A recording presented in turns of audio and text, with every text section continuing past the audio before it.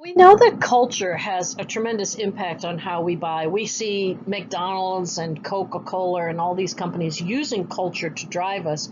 But this deck is going to look at subculture, microculture, deviant culture, and religion, and how those things drive us to buy. But not only driving us to buy, but also driving us what not to buy. So before we delve too deeply into this topic, I just want you to get a clear understanding of what a subculture is. So the technical definition is it's a cultural group within a culture that that differs in one or more ways from the original culture. This would include differences in interests of that group, behaviors, beliefs like religion, ethnicity, social, and economic status. But it can also include hobbies and political and spiritual beliefs.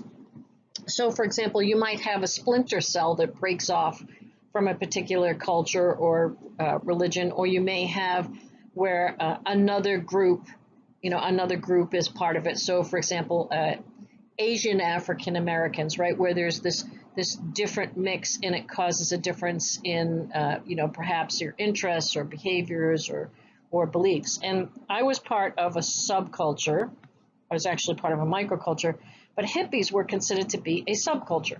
And part of the subculture of hippies was flower children, which is considered to be a microculture, an even smaller splinter that can have its own language, its own beliefs, its own hobbies, its own dress.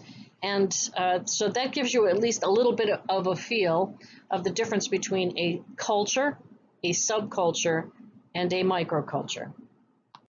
So as you can see, microculture is a specialized subgroup, part of that subculture, and usually marked by your own language, maybe an ethos, maybe your rules might be slightly different, your lifestyle, your aesthetics, your norms.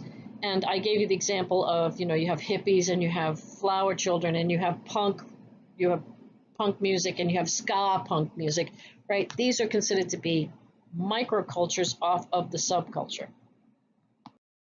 As I mentioned, I was a member of the flower child movement, where I was a hippie who ascribed to the philosophies of the flower children, which was peace, love, idealistic values. We didn't do drugs. So that was a major difference between us and the hippie subculture. And we dressed a tiny bit differently, not hugely different, but you can see a slight difference. And, we had different political beliefs than some of the hippies, but we had a lot in common with them as well. And some of the commonalities were the independent nature, right? We believed in freedom of speech. We believed in free love. And that was pretty typical across both the subculture of hippies and the microculture of flower children. The big, we even had very similar musical tastes, but there was a huge difference in how we addressed things like drugs. Now, deviant cultures. Deviant cultures can be something as simple as the Nazi generation was a bit of a deviant culture. It didn't start that way. It started as a political party, but it morphed into becoming a deviant culture. There are also some aspects of bikers. There are some bikers that are great. There are other bikers that are deviant. So gangs, there are some gangs that are good. There are some gangs that are not good.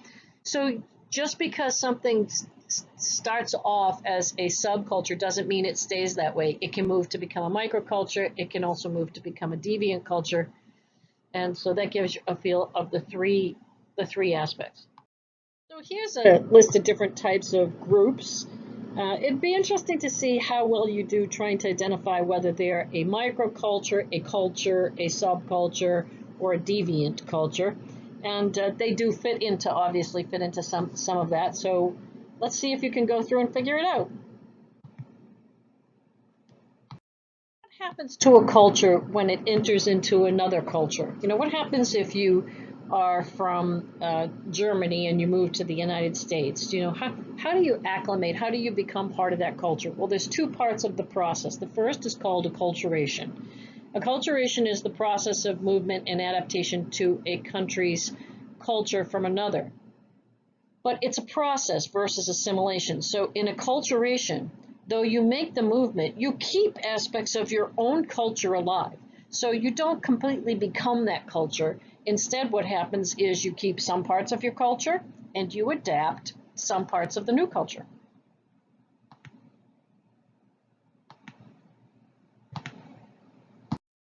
Assimilation is a completely different process, and it's one where the minority group, the group that comes into the new culture, comes to resemble those of the dominant group. Sometimes it's a natural process that people go through. They decide to leave behind their own culture and take on the new one. But a lot of times it's forced. It's a forced march. And we saw that with Aborigines in Australia, and we saw that with Native Americans here in the United States. The Native American culture was basically told they couldn't use their own language and they couldn't live on their lands anymore. And they really got forced into assimilating to the current culture. And so there's a big difference between acculturation and assimilation. You have to understand which one of those takes place, because there's a richness to a culture keeping its cultural definition. So the next topic I want to talk about is de-ethnicizing. That's when a product loses its connection to the ethnicity of the group that originally brought it to everybody's attention. And it crosses the lines and gains popularity in a wider group of people. And we saw that with bagels. Bagels were originally a food that was specifically for a cultural group, but it began to cross paths. My Nehru jacket, which I'm going to show you a picture of in an upcoming slide, that was from a prime minister in India wore this very specific jacket called the Nehru. That was his name. And it got picked up by the hippie generation. The Monkees were wearing it, the Beatles were wearing it, and of course other people who liked those particular musical groups began to wear them as well. It had nothing to do with those groups. It was de-ethnicized. It had crossed the lines and gained popularity in a much wider audience than was originally planned. And de-ethnicizing of products is really kind of where you want to be. You want to be able to get your product to appeal to a wider range, but sometimes it loses its original purpose. So, for example, I have a friend who wears Malala beads, which are really beads from a Buddhists, but she wears them having absolutely no concept what they really stand for. Or, if you're Catholic, you might wear a scapula, right? But people are wearing those and they don't have any clue what they really mean. So the challenge with de-ethnicizing of a product is not only does it lose its connection to the original purpose, but it can not necessarily mean anything of value to the new group, the wider group that takes it on.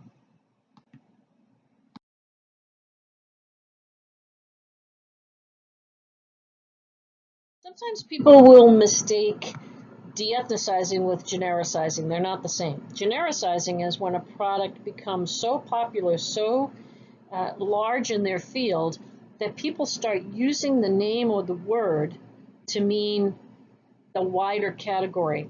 So this has happened to Kleenex. Kleenex are really facial tissues. That's really the word that describes the category. But everybody now says Kleenex. They may not necessarily be buying Kleenex. They could be buying Scott brand or some other brand, but they're going to call them Kleenex. We see this also, besides happening with Kleenex, we see it happening with Band-Aids. Band-Aid is a brand, but it's been genericized. And bandages are what we originally, adhesive bandages was the original title.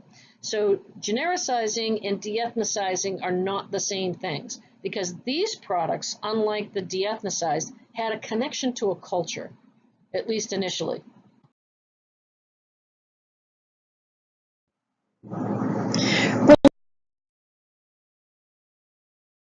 So over the years, and it is important that you understand. You may remember